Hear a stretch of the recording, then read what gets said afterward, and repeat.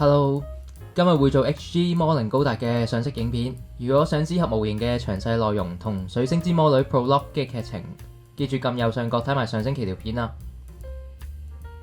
好，開始製作。上次講過啦，我幾中意佢嘅高機動形態 Bit On Form。原本設計咧，大盾嘅中心區塊係裝喺下盤嘅後方嘅，咁我就中意裝喺手啦，當一個細盾咁，所以就唔跟原設定啦。首先咧就將假組咗嘅魔靈拆翻散啦，再將所有零件打磨。打磨咧會用到4888 1000號嘅水磨砂紙嘅。通常見人講咧，或者嗰啲乜乜新手教學都會教人400、600直至1200順住咁磨啦。不過我今次咧就決定最尾係噴燒光嘅，所以稍為偷下懶啦，4888 1000就算啦。好，即刻進入精神視解屋。呢盒模型咧好多一體成型嘅零件嘅，雖然免卻咗補夾口嘅麻煩啦，但係衍生咗一個問題，就係好多零件咧都會有分母線，打磨要細心少少。咁呢度快速地磨一件俾大家睇下啦。喺畫面度見到啦，未磨好嗰件呢條線係好明顯嘅。你噴油落去咧會整咗條界出嚟嘅。如果想完成度高啲咧，記住磨埋呢啲位啦。打磨完成。打磨完之後咧，會有好多粉末啦、手汗啦，同埋你皮膚上面嗰啲油脂殘留喺零件上面嘅。咁上色之前呢，我會用少量洗潔精洗佢，順便洗走埋啲塵啦。到噴油嘅時候咧，就冇咁容易有一粒粒喺個表面度啦。洗完零件之後咧，將零件風乾。我多數咧會用廚房紙大紙抹一抹佢，等佢快啲乾嘅。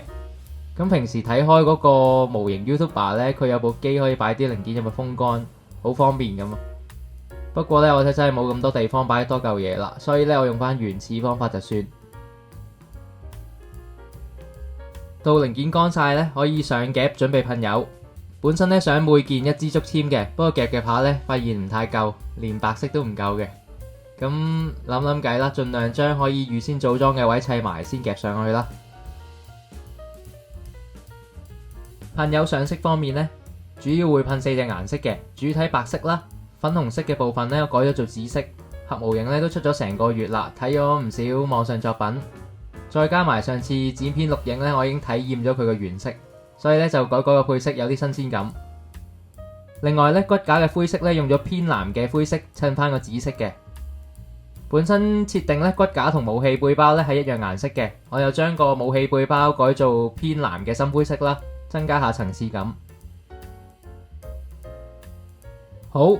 噴完晒主色之後呢，滲個線先，用黑色同灰色嘅珐琅油，白色部分用灰色，其他所有部分咧都會滲黑色嘅。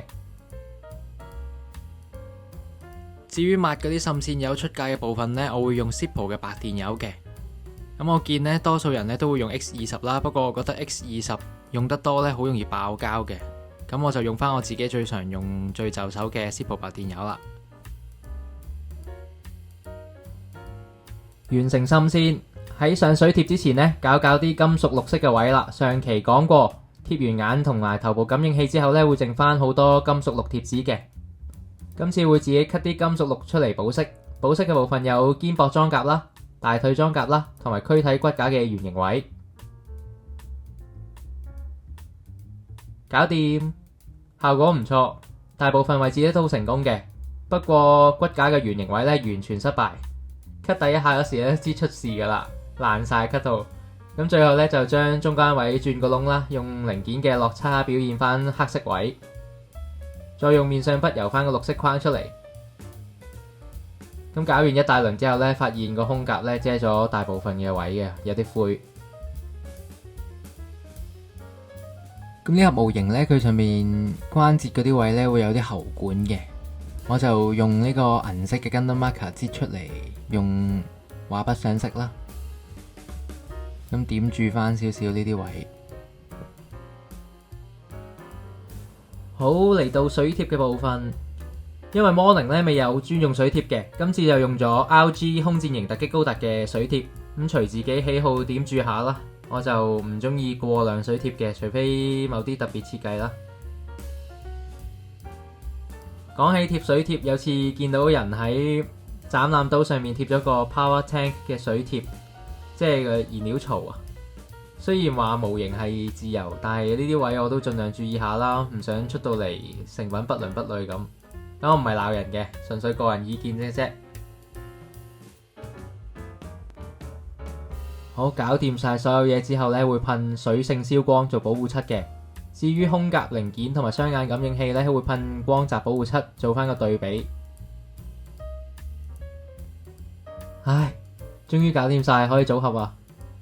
時間已經係朝早7點幾啊，唔經唔覺整到通宵。雖然好攰，但係好有滿足感。今次呢個配色同水貼都好滿意嘅，不過冇咩事呢，都係冇再拍上色片啊，好辛苦好趕啊。完成啦！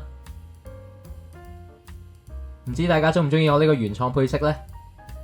至於用咗咩顏色呢？我主要係用 Mr. Hobby 嘅油性油嘅，咁個比例呢，我都唔知啊，一路整一路溝，亂咁嚟咁樣，所以你都冇問我啦。比想象中用多咗時間啦，主要係打磨分母線比較麻煩嘅。最後都叫無驚無險咁完成咗呢盒 HG 摩寧高達啦，好開心。如果大家中意呢條片呢，記住 like 同 subscribe， 有咩意見呢，可以留 comment 同我講嘅。咁我去瞓覺先啦，好攰啊，下次見。